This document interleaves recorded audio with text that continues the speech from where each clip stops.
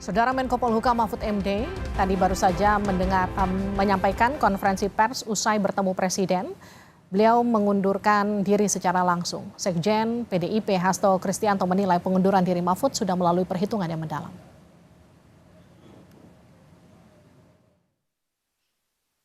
Sore ini, Mahfud MD bertemu Presiden di Istana untuk menyampaikan pengunduran diri secara langsung. Mahfud menyebut surat pengunduran dirinya telah diserahkan kepada Presiden secara langsung. Mahfud menyebut pertemuan bersama Presiden berlangsung cair. Sudah rutin, cuma tugas yang masih menggantung di tengah saya yang masih dilanjutkan karena tugas resmi dari Presiden. Satu soal BLBI, kita yang dulu hampir kehilangan uang lebih dari 111 triliun, sekarang kita sudah berhasil menghimpun, mengkolek 35 triliun, 8. Selama 1,5 tahun kami mengejar itu dan sisanya sudah kami petakan, ini harus ditagih lebih lanjut gitu. Lalu yang kedua, penyelesaian pelanggaran HAM berat, saya katakan untuk penyelesaian dari sudut korbannya itu terus berjalan sesuai dengan Inpres dan itu mendapat pujian resmi dari PBB. Sekjen PDI Perjuangan Hasto Kristianto merespons isu kader dari PDIP yang juga akan mundur dari kabinet.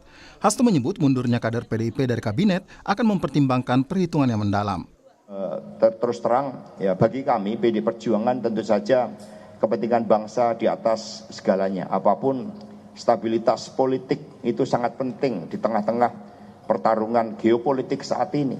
Di tengah-tengah ancaman krisis ekonomi karena persoalan geopolitik yang belum selesai, ini yang kemudian kami melakukan kalkulasi secara matang.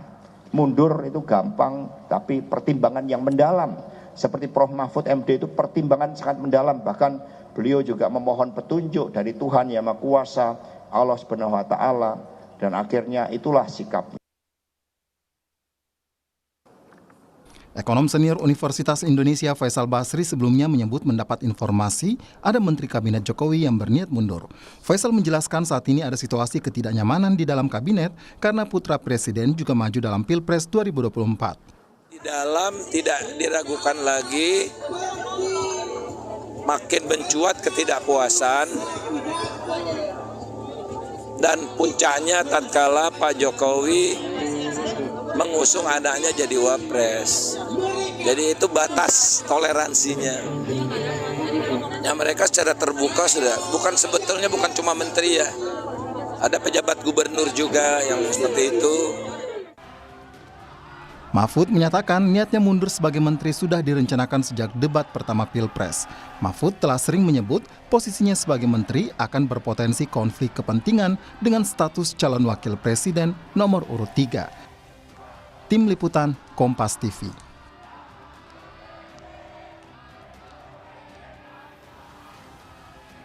Mahfud secara resmi telah menyampaikan pengunduran diri sore ini. Apakah benar ini hanya untuk menjaga diri dari konflik kepentingan? Atau ada tujuan lain? Kami bahas bersama Dede Prayudi, juru bicara dari TKN Prabowo Gibran. Mas Uki. Ya, siap. Kedengaran jelas ya, Mas Uki ya? Kedengaran kok dengan baik. Siap. Ada juga Nong Darol Mahmada dari TPN Ganjar Mahfud. Mbak Nong, selamat petang. Selamat petang, Mbak. Saya dari Mbak Nong dulu ya. Jadi Hasto ini kan menyebut Mahfud punya perhitungan mendalam. Sebelumnya dikatakan ini adalah etika bernegara. Apa saja sebetulnya perhitungan mendalam itu sampai harus mengundurkan diri? Ya, perhitungan kan dibilang oleh Pak Mahfud dalam pengumumannya kemarin siang itu menunggu momen yang tepat ya. Dan dianggap bahwa ini adalah momen yang tepat itu. Kenapa? Karena selama ini Pak Mahfud sebagai Menko Polhukam itu menyelesaikan pekerjaan-pekerjaan yang menurut beliau itu penting dan harus dijaga dan harus diselesaikan. Dan tadi sudah disampaikan ya dalam konferensi pers barusan itu, beliau ketika menghadap ke Presiden itu juga menyampaikan apa saja yang sudah beliau lakukan sebagai Menko Polhukam. Gitu. Jadi sebenarnya menunggu momen yang pas karena Pak Mahfud ingin menyelesaikan tugas-tugas utama penting signifikan sebagai Menko Polhukam itu gitu. Gini, Nah kalau dibilang Baik, maaf saya potong ya Mbak Nong. Jadi gini, ini semata karena belum mundur kemarin-kemarin demi menyelesaikan tugas, atau ini strategi last minute jelang Pilpres? Kalau dibilang kaitannya dengan keuntungan elektoral ya, tentu saja menurut saya tuh sudah lewat, Mbak, ya. Karena ini tinggal beberapa hari lagi yang semestinya kan kalau memang mau dilakukan itu ketika Pak Mahfud misalnya di debat pertama atau ketika beliau di debat cawapres itu dibilang bisa momentum yang untuk elektoral itu naik gitu kan.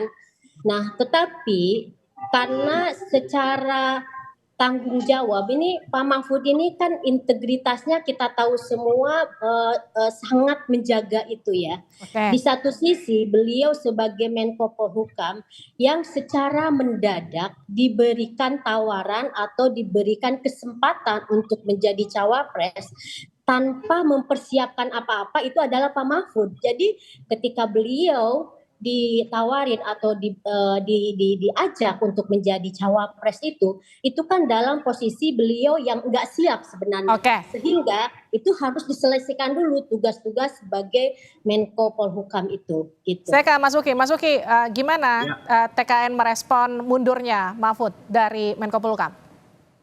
Ya, pertama-tama yang ingin kami sampaikan adalah kami sangat menghormati keputusan Prof. Mahfud MD. Prof. Mahfud MD yang kami kenal adalah sahabatnya Pak Prabowo ya. Beliau adalah orang yang pernah menjadi ketua tim pemenangan Pak Prabowo sewaktu Pilpres tahun 2014 yang lalu. Dan beliau juga ya yang secara meyakinkan gitu mempertegas bahwa pencalonan Mas Gibran sebagai cawapres Pak Prabowo itu sah secara hukum. Jadi respons dari kami adalah menghargai, menghormati keputusan Prof. Mahfud MD dan saya pikir respon dari kami cukup sampai di sini aja Mbak. Artinya tidak ada tambahan lagi. Kalau sempat dikatakan gini, Pak Hasto mengatakan ada ketidaknyamanan di dalam kabinet, kemudian ini disusul dari pernyataan Pak Ganjar untuk kemudian Pak Mahfud untuk mundur, kemudian Pak Mahfud katakan ini menjaga etika bernegara. Koreksi saya Mbak Nong ya kalau ada yang salah. Tapi kemudian ini kan muncul spekulasi apakah betul ini strategi ataukah ini memang betul untuk menjaga etika bernegara. Tapi kalau dari TKN Prabowo Gibran melihatnya seperti apa? Ya, tentunya kalau soal motif, Pak Prof. Mahfud sendirilah yang paling pantas untuk ditanyakan motifnya apa gitu. Walaupun memang dari kami di musim pemilu seperti sekarang ya, apalagi sudah mencapai di minggu-minggu akhir ini, tentunya aspek elektoral itu tidak dikesampingkan gitu di dalam membuat keputusan sebesar ini gitu Mbak Livi. Dan kalau kita bicara aspek elektoral, kita sama-sama tahu lah ya, bahwa paslon nomor 3 ini kan sering mengkritik pemerintah, sementara Prof. Mahfud berada di pemerintah gitu. Atau begini, masyarakat itu kan disuguhkan ya, Pilpres ini kali ini tuh mindset masyarakat itu disuguhkan dengan dikotomi antara narasi keberlanjutan dengan narasi perubahan gitu. Nah, sementara paslon nomor 3 ini seperti kehilangan atau positioningnya kurang kuat gitu. Tapi saya tidak sedang menuduh Prof. Mahfud punya pertimbangan elektoral seperti yang saya katakan tadi, tapi yang saya yakini adalah tentunya di musim pemilu seperti ini pertimbangan elektoral itu pasti tidak dikesampingkan. Begitu Mbak Livi. Oke gini, tapi kan Gibran sama Presiden Jokowi kemudian merespon mundurnya Mahfud itu dengan alasan personal begitu. Apakah kalau menurut Anda ini hanya simplifikasi dari pernyataan itu? Iya, tentunya Prof. Mahfud pasti punya pandangan-pandangan sendiri ya yang dimaksud dengan alasan personal itu apa ya, atau mungkin kita sudah sama-sama lihatlah sudah terang benderang ya bahwa Pak Jokowi sudah menunjukkan gestur-gestur ya terkait dengan asosiasi politiknya dengan paslon nomor 2 gitu, sementara Prof. Mahfud itu adalah paslon nomor 3.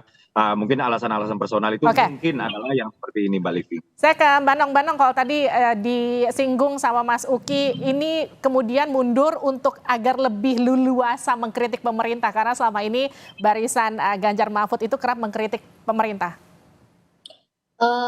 Sebenarnya posisi Pak Mahfud di dalam pun itu kan sebagai orang yang dikenal sebagai peluru tak terkendali ya. posisi beliau dimanapun itu untuk mengkritik itu nggak masalah, Oke. ya. Dan selama itu itulah yang dilakukan oleh Pak Mahfud. Nah, baru-baru ini meskipun posisi Pak Mahfud ini dibolehkan dalam aturan undang-undang sebagai Menko kemudian menjadi cawapres, tetapi seperti yang tadi disampaikan, ada momen yang pas, ada momen yang tepat beliau harus mengundurkan diri dan sekarang itu adalah saatnya. Oke. Tentu saja selain yang tadi saya sampaikan untuk menyelesaikan pekerjaan-pekerjaan yang sangat penting yang perlu dijaga, ada satu hal yang memang beliau itu secara etika, secara adab itu memang terusik sebagai pribadi yang selama ini dikenal sangat berintegritas ya, dengan suasana dan konstelasi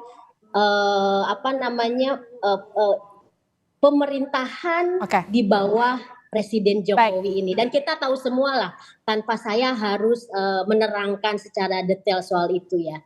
Nah, itu yang saya mau singgung ke Mas Uki. Mas Uki, statement menjaga etika bernegara, menjaga dari kemungkinan konflik, katakanlah penggunaan kekuasaan begitu. Ketika tidak mundur, itu kan jadi alasan-alasan kenapa akhirnya Mahfud MD memilih untuk mundur. Yang jadi pertanyaan saya untuk Anda punya capres dan juga cawapres yang juga saat ini masih menjabat. Apakah kemudian langkah ini akan diikuti oleh Prabowo dan juga Gibran? Sejauh ini kami belum mendengar ya kabar atau rencana soal pengunduran diri entah Pak Prabowo, entah Mas Gibran. Jadi saya tidak bisa memastikan bahwa iya atau tidak. Tapi selama kami belum mendengar rencana pengunduran diri, saya dapat katakan tidak gitu ya.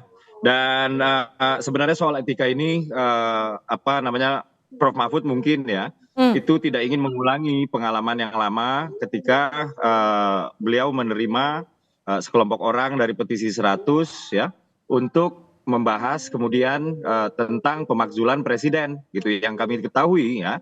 Ini kan seorang Menko Polhukam apabila menerima audiensi itu tidak seperti tetangga yang mengetuk pintu tetangganya untuk meminta gula, di mana si tuan rumah ini nggak tahu tujuan si tetangga itu datang gitu. Nah kalau Menko Polhukam itu kan pasti bersurat dulu gitu dan tujuan dari audiensi itu apa, kurang lebih seperti itu ya. Nah saya pikir di sini justru kental nuansa atau potensi konflik of interest-nya yang dimana lagi-lagi tadi saya sudah sebutkan bahwa Pak Jokowi ini kan semakin terang benderang ya gestur-gestur politiknya menunjukkan kedekatan atau asosiasi politik dengan paslon nomor 2 dan Prof Mahfud ya sebagai Menko Polhukam menerima dan memfasilitasi audiensi yang membahas soal pemakzulan Presiden RI. Nah disinilah yang saya pikir mungkin hal-hal seperti ini yang membatasi gerak Prof Mahfud yang supaya kedepannya sudah tidak terulang lagi gitu Mbak Livi. Oke, terima kasih Mbak Nong, terima kasih juga Mas Uki sudah bergabung di Sapa Indonesia Malam.